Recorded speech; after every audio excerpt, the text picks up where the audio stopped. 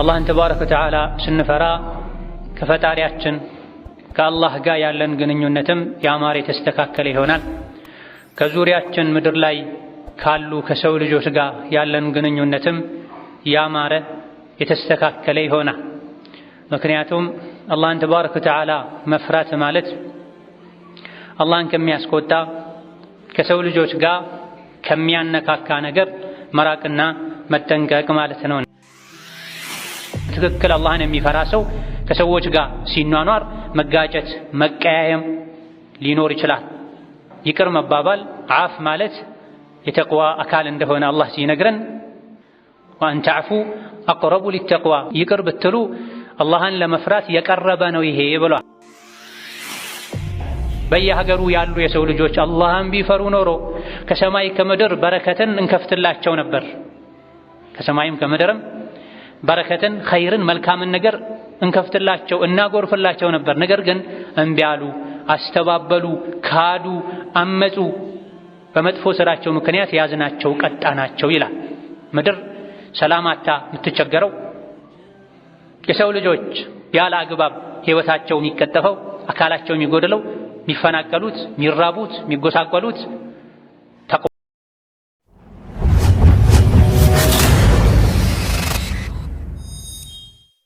الله الرحمن الرحيم አላህን ተባረከ ወተዓላ በመፍራት የዱንያም የአኺራም ህይወት ይስተካከላል፣ ያምራል።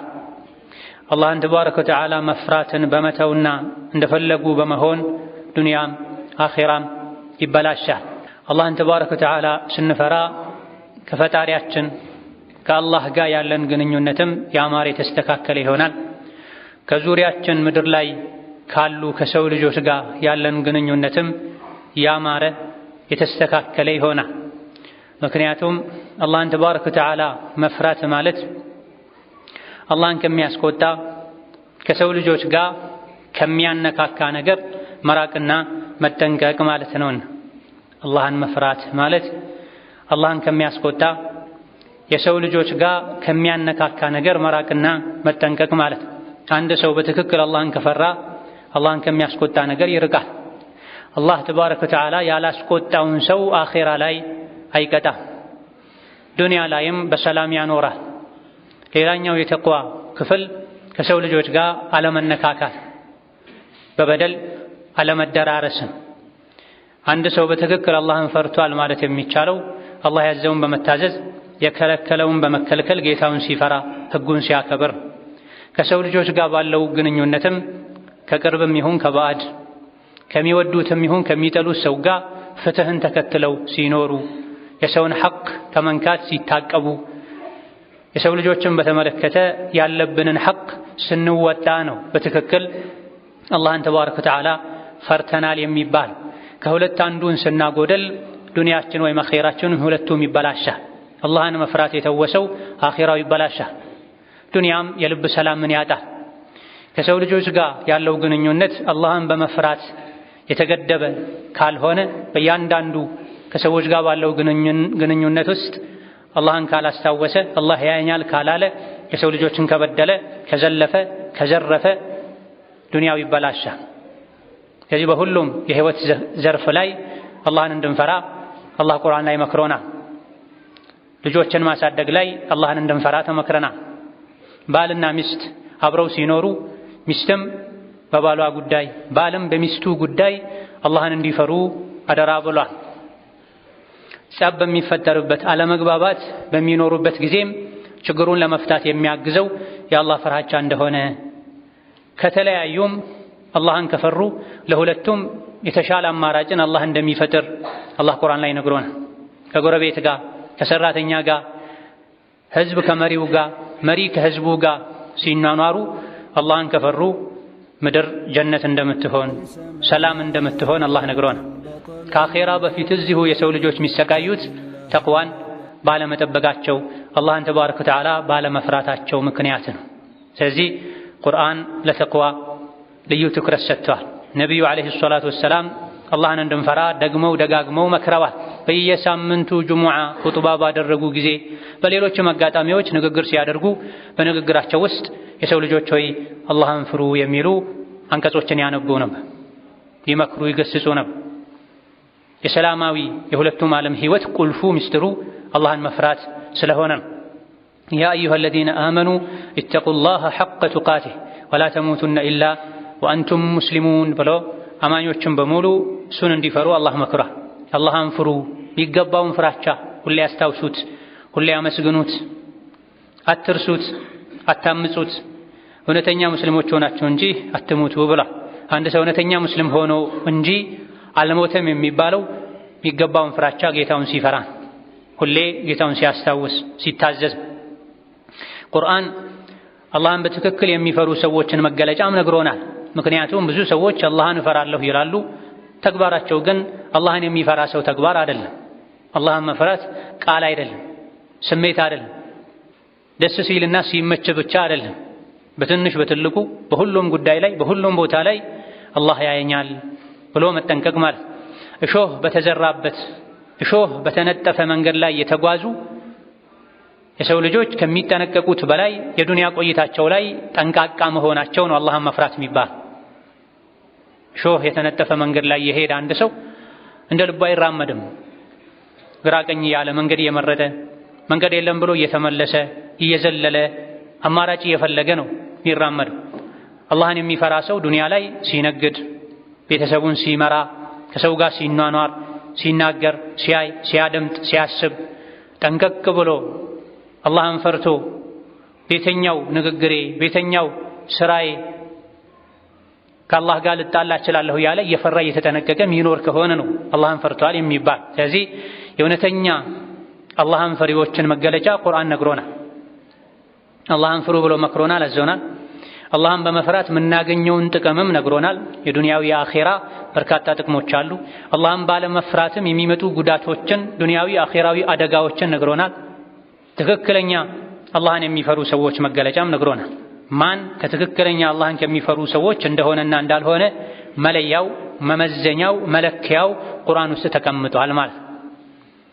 የሰው ልጆች ለራሳቸው የመሰከሩ እኔ አላህን ፈራለሁ ሊሉና ራሳቸውን ሊያታልሉ ይችላሉ።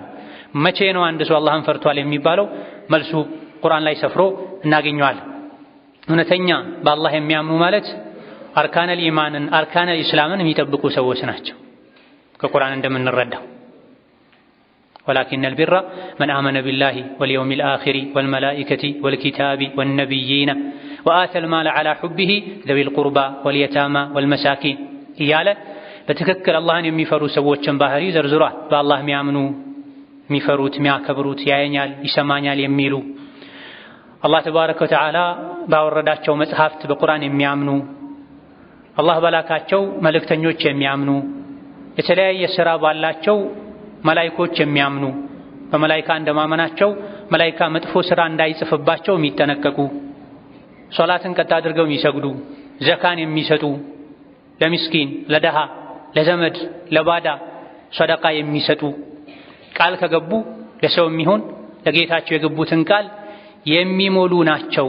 በረሃብ በጦርነት በችግር ጊዜ የሚታገሱ ናቸው ወዘተ የትክክለኛ አላህን የሚፈሩ ሰዎችን ባህሪ ከዘረዘረ በኋላ ኡላኢከ አለዚነ ሰደቁ ወኡላኢከ ሁሙል ሙተቁን ብሏል።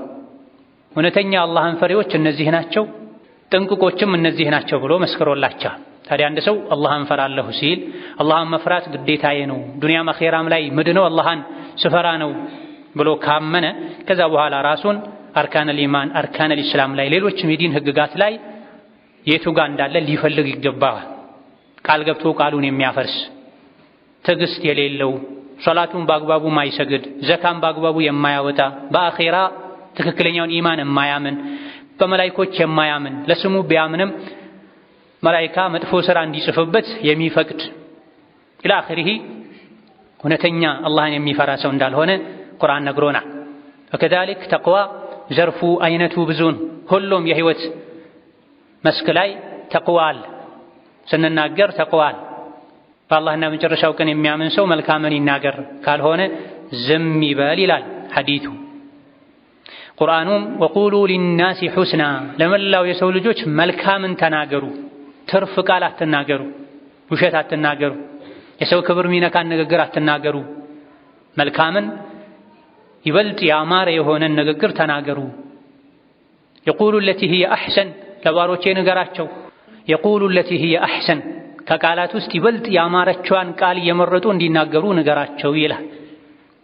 ከሰው ልጆች ጋር ስንናገር አላህን እንድንፈራ ስንራመድም አላህን እንድንፈራ ወላ ተምሺ ፊል አርዲ መራሓ እየነጠርክ አትሂድ፣ ምንም ከፍ ከፍ ብትል ብትነጥር ተራራን አትደርስም፣ መሬትን ልትበሳም አትችልም በማለት በእርምጃ በእይታ በአነጋገር በአመጋገብም ጭምር ብላ ጠጣ አታባክን አላህ አባካኞችን አይወድም በማለት መክሮናል። ባለባበስም ጭምር ብሉ ጠጡ ልበሱ ያለ ጉራ ያለ ኢስራፍ በማለት ነቢዩ ዓለይሂ ሰላቱ ወሰላም መክረዋል።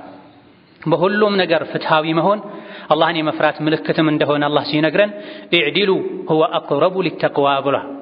በሁሉም ነገር ፍትሃዊ ሁኑ። በሁሉ ነገር ፍትሃዊ መሆን አላህን ለመፍራት የቀረበ ነው ብሏል። ባል ከሚስቱ ጋር ፍትሃዊ ሊሆን ከሷ የሚፈልገውን ሁሉ ሊያደርግላት፣ ሚስትም ከባሏ ጋር ፍትሃዊ ልትሆን ከሱ የምትጠብቀውን ሁሉ መልካም ነገር ልታደርግ፣ ከሱ የምትጠላውን መጥፎ ነገር ልትርቅ ልትጠነቀቅ ይገባታል። ወላጆች ለልጆቻቸው በጎ ሊሆኑ፣ ልጆችም ለወላጆች በጎ ሊሆኑ ይገባቸዋል። ወላጅ ልጁን ቸላ ከማለቱ ከማስቸገሩ ጋር ከልጁ ጥሩን ነገር ሊጠብቅ አይገባም። ጎረቤት ለጎረቤቱ መልካም ሊሆን እንዲሆኑለት እንደሚፈልገው ሊሆንላቸው ይገባል። ሰራተኛ ለአሰሪው ታማኝ ሊሆን ታዛዥ ሊሆን፣ አሰሪም ሰራተኛውን ሊያከብር ሐቁን ሊጠብቅ ላቡ ሳይደርቅ በፊት ደምወዙን ክፍያውን ሊሰጥ ይገባል። ፍትሃዊዎች የቅያም ቀን ከኑር የሆነ ሚንበር መቀመጫ ይቀመጥላቸዋል፣ ሌሎች ሰዎች ሁሉ ይቀኑባቸዋል ብለዋል ነቢዩ ዓለይሂ ሰላቱ ወሰላም። ማናቸው ፍትሃዊዎች? ከቤተሰብ ጋር ከሰራተኛ ጋር ባለባቸው ኃላፊነት በተቀመጡበት ስልጣን ላይ ፍትሃዊ የሚሆኑ ማያዳሉ፣ ለሁሉም እኩል የሚፈርዱ ሐቁን የሚሰጡ ብላ።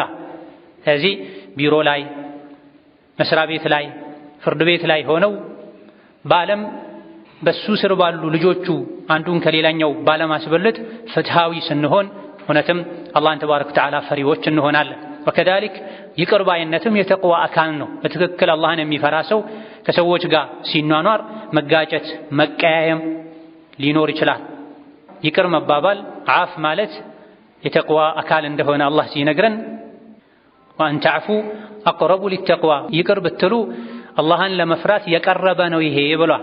ባልና ሚስት አብረው ኖረው ትዳራቸው መቀጠል ሲያቅተው መጨረሻ ላይ ሲፋቱ በማህር ጉዳይ ቢጣሉ ማህር ሙሉ የሚመለስበት ሁኔታ አለ፣ ሚስት ሙሉ የምትመለስበት ሁኔታ አለ፣ ባል ሙሉ መስጠት ግዴታ የሚሆንበት ሁኔታ አለ፣ ግማሹ የሚሰጥ ግማሹ የሚቀርበት ሁኔታ አለ። ወአን ተዕፉ አቅረቡ ሊተቅዋ ማህርን ሙሉን ይቅር ብትሉ ሙሉን ብትሰጡ የሚተውም አካል ግማሹን ስጠኝና ግማሹን ይቅርልሃለሁ ከማለት ይልቅ ግማሹን የሱ ድርሻ የሆነውንም ሙሉ በሙሉ ይቅር ቢል አቅረቡ ሊተቅዋ ይሄ አላህን ለመፍራት ይበልጥ የቀረበ ነው፣ አላህን የሚፈራ ሰው ተግባር ነው ይላል። በሌሎችም ጉዳዮች አለመግባባት፣ መጋጨት፣ መቃየም ሲኖር ይቅር መባባል አላህን ተባረከ ወተዓላ የመፍራት ምልክት ነው። አላህን እፈራለሁ የሚል ሰው ቂም አይዝም። ይቅር በሉ አላህ እንዲመራችሁ አትወዱም እንዴ ይላል። አላህ እንዲመራው የሚፈልግ ሰው ሰዎችን መማር አለበት። አላህ ብዙ ወንጀሎቹን ይቅር እንዲለው የሚፈልግ ሰው ሰዎች የበደሉትን ይቅር ማለት መቻል አለበት። ትልቅ ሰው ቂም አይዝምና ከጠላትም ጋር ቢሆን በቃል መጽናት፣ የገቡትን ቃል መሙላት አላህን የመፍራት ምልክት ነው። አላህ በተከበረው ቃሉ ስለ ሙሽሪኮች ሲናገር የሰላም ስምምነት በተደረገበት ጊዜ ፈመስተቃሙ ለኩም ፈስተቂሙ ለሁም ኢነላሃ ዩሒቡል ሙተቂን ብላ። ሙሽሪኮች በገቡት ቃል መሰረት ከጸኑ ጥቃት ማድረስን ካቆሙ እናንተም በቃላችሁ መሰረት ጽኑላቸው። ሙሽሪኮች እንኳ ቢሆኑ የዲን ጠላቶች እንኳ ቢሆኑ የገባችሁትን ቃል ሙሉ፣ አላህ ተባረከ ወተዓላ እርሱን ከሚፈሩት ጋር ነው ብሏል። እርሱን የሚፈሩትን ይወዳል ብሏል። በትክክል አላህን የሚፈራ ሰው የገባውን ቃል ይሞላል፣ የሰጠውን ተስፋ ተፈጻሚ ያደርጋል። በተቃራኒው አስመሳይ የሆነ ሰው ቃል ገብቶ ቃሉን ያፈርሳል። ቀጠሮ ቀጥሮ ከቀጠሮ ይቀራል፣ ማያደርገውን ይናገራል። በትክክል አላህን የሚፈራ ሰው የተናገረውን ያደርጋል፣ የገባውን ቃል ይሞላል። አላህን ተባረከ ወተዓላ ስንፈራ ከምናገኛቸው ጥቅሞች አንዱ የአላህን ተባረከ ወተዓላ እዝነት እናገኛለን። ያለ አላህ እዝነት ዱንያም ይሁን አኺራ ላይ ህይወት አያምርም፣ አይሰምርም፣ ደስታ አይገኝም። የአላህ ደስታ የአላህ ተባረከ ወተዓላ ምህረት ትክክለኛ ደስታ ከሚገኝባቸው መንገዶች አንዱ ያውም ዋናው አላህን ትክክለኛ ፍራቻ መፍራት ነው። ወረሕመቲ ወሲዐት ኩለ ሸይ ፈሰአክቱቡሃ ሊለዚነ የተቁነ ወዩእቱነ ዘካት ወለዚነ ሁም ቢአያቲና ዩእሚኑን ይላል። ረሕመቴ ከሁሉ ነገር የሰፋ ነው። ምንም ረሕመቴ ሰፊ ቢሆን ግን ለሁሉም ዝም ተብሎ አይታደልም። ረሕመቴን የምሰጣቸው ምህረት የማደርግላቸው ለነዚያ አላህን ለሚፈሩ፣ ወንጀልን ለሚጠነቀቁ፣ ዘካን ለሚሰጡ፣ በአላህ ለሚያምኑ፣ በመልእክተኛው ለሚያምኑ እዝነቴን እሰጣለሁ ይላል። አላህ እንዲያዝንለት የፈለገ ሰው ጥንቁቅ መሆን አለበት፣ አላህን ፈሪ መሆን አለበት። በሁሉም የህይወት ዘርፍ ላይ መስጂድ ላይ ሲመጡ ረመዳን ሲገባ ብቻ ሳይሆን በእያንዳንዱ የህይወት ዘርፍ ላይ መስጂድ ውስጥም ከመስጂድ ውጪም በደስታ ጊዜም በችግር ጊዜም በሀብትና በእጦት በድህነት ጊዜም ቢሆን በሁሉም ሁኔታ ላይ በሁሉም ቦታ ላይ አላህን የፈራ ሰው አላህ ተባረከ ወተዓላ ሰፊ ረሕመት ውስጥ ያስገባዋል፣ ይቅር ይለዋል። አላህን በመፍራት ጠንቃቃ በመሆን ከምናገኛቸው ትልልቅ ኒዕማዎች፣ ጸጋዎች፣ ፍሬና ትሩፋቶች አንዱ አላህን ተባረከ ወተዓላ የሚፈራ ሰው ጀነትን ያገኛል፣ የአላህን ውዴታ ያገኛል። መሰደድ፣ መታመም፣ መጉደል የሌለበት ቋሚ የሰላም የጸጋ የጀነት ህይወትን ይታደላል። ቁል አኡነቢኡኩም ቢኸይሪን ሚን ዛሊኩም ሊለዚነ ተቀው ዒንደ ረቢሂም ጀናቱን ተጅሪ ሚን ተሕቲሃ አልአንሃሩ ኻሊዲነ ፊሃ ወአዝዋጁን ሙጠሀራ ወሪድዋኑን ሚነላህ ወላሁ በሲሩን ቢልዒባድ ይላል ቁርአን። የሰው ልጆች ዱንያ ላይ ብዙ ሚስባቸው፣ ሚያጓጓቸው፣ ሚያማልላቸው ነገር አለ። የተከማቸ ሀብት፣ መልከ መልካም ሴቶች፣ ውብ የሆኑ ፈረሶች፣ በዘመኑ ደግሞ መኪናና መሰል ነገሮች ሰዎችን ያጓጓሉ። የሰው ልጆች ሆይ ከዚህ የተሻለ የሚያጓጓ የሚያስደስት ሊመኙትና እሱን ለማግኘት ሌት ተቀን ሊጥሩለት የሚገባ ነገር አለ። እሱን ልንገራችሁ እንዲህ አለ አላህ ተባረከ ወተዓላ። አማኞች አዎ ስለሚሉ ሊለዚነ ተቀው ለእነዚያ ዱንያ ላይ በሁሉም ነገር አላህን ለፈሩ ሰዎች ጌታቸው ዘንድ ጀነት አለላቸዋል። አላህ ዘንድ ጀነት ማግኘት ዱንያ ላይ ሀብትን፣ ወርቅን፣ ጌጣጌጥን፣ መልከ መልካም የትዳር አጋርን፣ የተለያዩ ዘመናዊ መጓጓዣዎችን፣ ለምቹ ህይወት አስፈላጊ የሚባሉ ነገሮችን ሁሉ ዱንያ ላይ ከማግኘት ይልቅ አላህ ዘንድ ጀነትን ማግኘት ይሻላል። ሊለዚነ ተቀው ዒንደ ረቢሂም ጀናት እዚህ ዱንያ ላይ በሁሉ ነገር አላህን ለፈሩ ጌታቸው ዘንድ አላህ ጋር ጣሪያው የአላህ አርሽ የሆነ ጀነት አለላቸው። ይህ ብቻም አይደለም፣ ከመጥፎ ጸባይ ከቆሻሻ የጸዱ የትዳር አጋሮችም አሉላቸው። ከዚህ በላይ ደግሞ ወሪድዋኑ ሚነላህ የአላህን ውዴታም ያገኛሉ። ትልቅ ዕድል የሚባለው ይሄ ነው። ነገር ግን ይሄን ለማግኘት ብቁ የሆኑ እውነተኛ ፈሪዎች ማን እንደሆኑ፣ እውነተኛ አላህን ፈሪዎች ማን እንደሆኑ አላህ ያውቃል በማለት አንቀጹን ዘግቶታል። ከዱንያም ከአኺራ ጭንቅ የሚገላግለውም የአላህ ፍርሃቻ። ወመን የተቂላህ የጅዐል ለሁ መኽረጃ ትክክለኛውን ፍራቻ ጌታውን የፈራ ሰው አላህ ከጭንቅ ሁሉ መውጫን ያበጅለታል። ዱንያ ላይም ካላሰበው አቅጣጫ መልካም ነገር ሁሉ የሚያስፈልገውን ነገር ሁሉ ያመጣለታል፣ ይረዝቀዋል ብሏል። አላህን ከፈራ የሰው ልጅ ብረትም ይቀልጥለታል። ሰብር ካደረገ የሰው ልጅ ካሰበው መድረስ ይችላል ተብሏል። መላው ዓለም ላይ ያለ የሰው ልጅ የአላህን ፍራቻ ምንነቱን ቢያውቅ በሁሉም ጉዳይ ላይ ምድር ላይ ያለ የሰው ልጅ ሁሉ አላህን ቢፈራ ኖሮ ባለንበት ዘመን በየአካባቢው ፈንድቶ ያለው የሰላም እጦት ችግር፣ ረብሻ፣ ጦርነት፣ ግጭት በቀዘቀዘና መላው ምድር ላይ ሰላም በሰፈነ ነበር። ወላኪን ከደቡ ወለው አነ አህለል ቁራ አመኑ ወተቀው ለፈተሕና ዐለይሂም በረካቲን ሚነ ሰማኢ ወልአርድ ወላኪን ከደቡ ፈአኸዝናሁም ቢማ ካኑ የክሲቡን ይላል አላህ ተባረከ ወተዓላ። በየሀገሩ ያሉ የሰው ልጆች አላህን ቢፈሩ ኖሮ ከሰማይ ከምድር በረከትን እንከፍትላቸው ነበር። ከሰማይም ከምድርም በረከትን፣ ኸይርን፣ መልካምን ነገር እንከፍትላቸው እናጎርፍላቸው ነበር። ነገር ግን እምቢ አሉ፣ አስተባበሉ፣ ካዱ፣ አመፁ። በመጥፎ ስራቸው ምክንያት ያዝናቸው፣ ቀጣናቸው ይላል። ምድር ሰላማታ የምትቸገረው የሰው ልጆች ያለ አግባብ ህይወታቸው የሚቀጠፈው አካላቸው የሚጎድለው የሚፈናቀሉት የሚራቡት የሚጎሳቆሉት ተቅዋ ጠፍቶ ነው። መሪውም ተመሪውም ሀብታሙም ድሃውም ሁሉም ምድር ላይ ያለ አላህን ቢፈራ ኖሮ ከአኺራው ጀነት በፊት እዚህ ዱንያ ላይ ጀነት መግባት ይቻል ነበር። ነገር ግን እምቢ በማለታችን ምክንያት ከአኺራ በፊት እዚሁ እየተቀጣን። جعلني الله وإياكم من الذين يتقون ويخشون ربهم ويخافون سوء العذاب. بارك الله لي ولكم في القرآن العظيم ونفعني وإياكم بما فيه من الآيات والذكر الحكيم. أقول قولي هذا وأستغفر الله لي ولكم ولسائر المسلمين من كل ذنب وخطيئة فاستغفروه إنه هو الغفور الرحيم والبر الكريم. الحمد لله حق حمده والصلاة والسلام على نبيه وعبده وعلى آله وصحبه وجنده وسلم تسليما كثيرا. أما بعد اللهم بمفرات دنيا لاي كم من ناقنياتشو تقموچاندو دلنا يا الله نرداتا ناقنيال. الله بتكبروا قالوا إن الأرض لله يورثها من يشاء والعاقبة للمتقين بلا. بموسى زمن فرعون موسى أمانيوچن باسچገረ ጊዜ ሙሳ ህዝቦቻቸው ወደሳቸው መተው ሙሳ ሆይ ተቸገርን መኖር አልቻልንም ባላቸው ጊዜ ሶብር አድርጉ ታገሱ ምድር የአላህ ናት ከባሮቹ ውስጥ እሱ ለፈለገው ያወርሳታል የመጨረሻ ማማር አላህን ለሚፈሩት ነው ብላ። የሰው ልጆች በትክክል አላህን ከፈሩ ነፍሳቸው ላይ ሸይጣን ላይ ጠላቶቻቸው ላይ ድል እንዲያገኙ አላህ ይረዳቸዋል ያግዛቸዋል። በላ ኢን ተስቢሩ ወተተቁ ወያእቱኩም ሚን ፈውሪሂም ሃዛ ዩምዲድኩም ረቡኩም ቢኸምሰቲ አላፊን ሚነል መላኢከቲ። ሰብር ካደረጋችሁ አላህን ከፈራችሁ ጠላቶች አሁን ተዘጋጅተው ከመጡ አላህ ወዲያውኑ 5000 መላኢካ አምጥቶ ይረዳችኋል ብላ። ምድር ላይ ያሉ የሰው ልጆች በትክክል አላህን ሲፈሩ በኢማን ከመላኢካ ጋር ሲመሳሰሉ ምድር ላይ ያሉ አላህን የሚፈሩ ሰዎችን ለማገዝ የተከበሩ መላኢኮች ከሰማይ ይወርዳሉ። አላህን መፍራት ካለ አላህን መፍራት ሲጠፋ ነው የሰው ልጆች ራሳቸው በሰሩት ወንጀል እርስ በርስ የሚተላለቁት። በተቅዋ በሰብር አላህን በመፍራት በመታገስ ኢማንን በማደስና በማጠናከር አላህ ተባረከ ወተዓላ በየዘመናቱ ነቢያትን ረድቷል።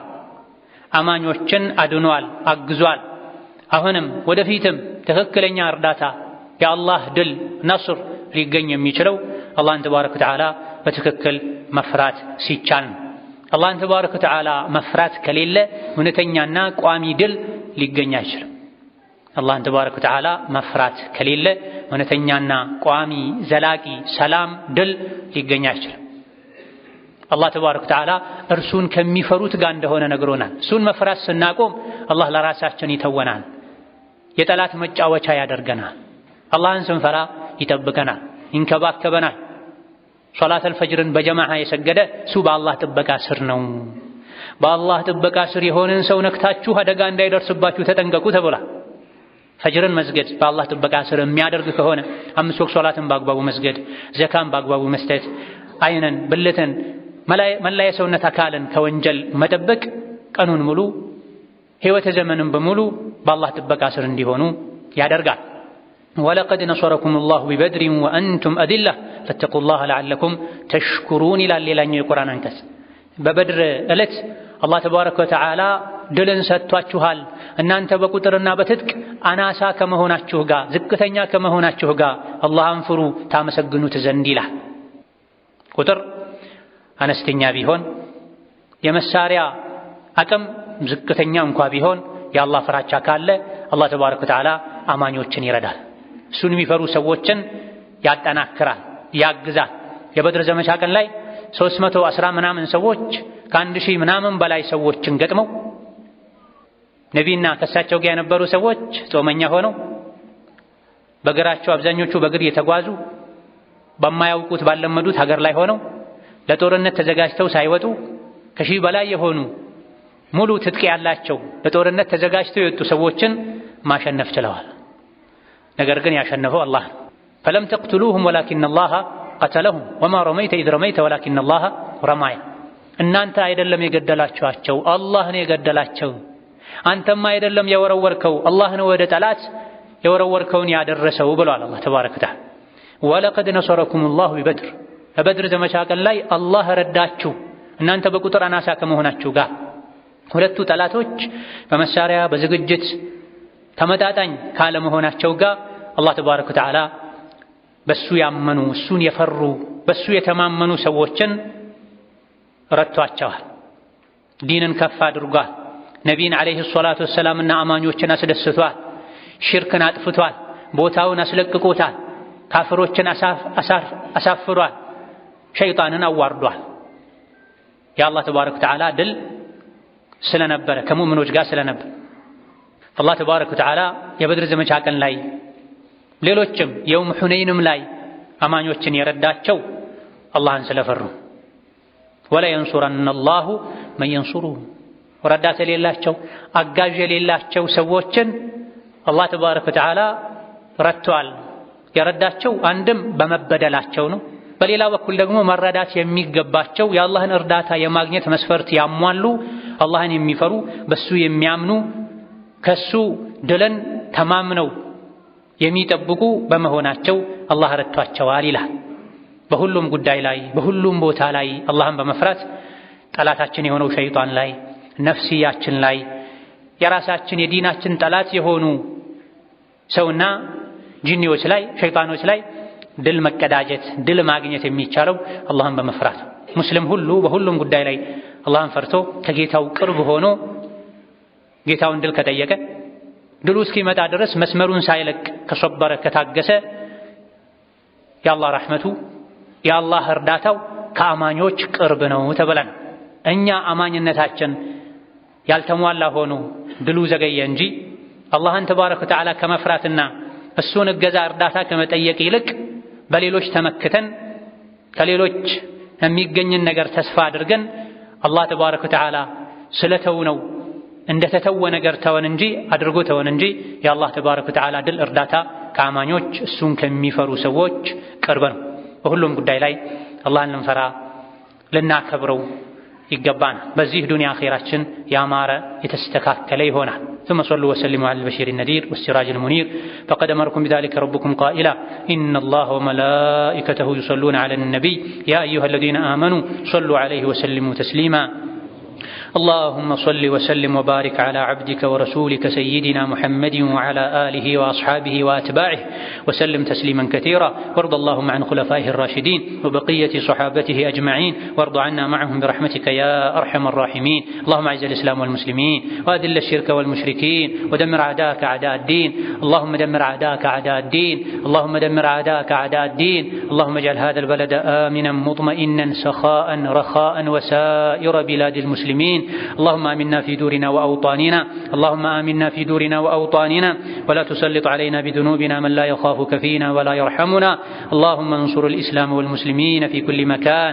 اللهم انصر الإسلام والمسلمين في كل مكان اللهم انصر المظلومين والمضطهدين في كل مكان اللهم انصر إخواننا المستضعفين في فلسطين اللهم انصر إخواننا المستضعفين في فلسطين اللهم كن لهم مؤيدا ونصيرا وظهيرا اللهم لا حول لهم ولا قوة إلا بك اللهم لا حول لهم ولا قوة إلا بك اللهم فلا تكلهم إلى أنفسهم ولا إلى أحد من خلقك اللهم ارحمهم اللهم قوهم اللهم قوهم اللهم أرسل الخوف والرعب على أعدائهم اللهم عليك باليهود الغاصبين فإنهم لا يعجزونك اللهم عليك باليهود الغاصبين فإنهم لا يعجزونك اللهم ألق الرعب في قلوبهم اللهم اجعلهم يخربون بيوتهم بأيديهم وأيدي المؤمنين اللهم أنزل بأسك وغضبك على اليهود اللهم أنزل بأسك وغضبك على اليهود